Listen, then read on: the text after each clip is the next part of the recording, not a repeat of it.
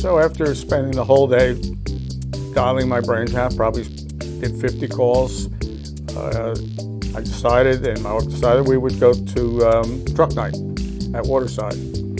So we were there. We were trying to reserve 4 seats. The 2 of us was there.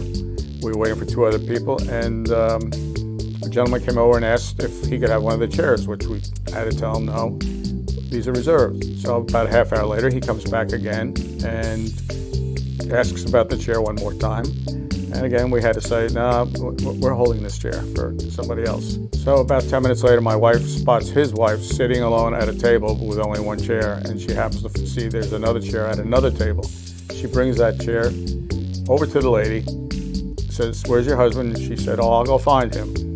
And they started talking. The husband came back, and a few minutes later, my wife comes and sits down and says, "Hey, the people that we just helped out just happen to have 10 acres of land in Myakka City, and they're thinking about selling it." So I said, "Well, that's crazy." I said, "You spend the whole day making all these phone calls, and then out of the blue, somebody almost asks you if you'll sell their property for them." And I still didn't think it was true until 10 minutes later, the gentleman came up and asked me for my card, and I dismissed it again and said, nothing will come of this. Well, the following day I get an email asking what time I'll be there to look at his home and his property. So you just never know where a deal's going to come from.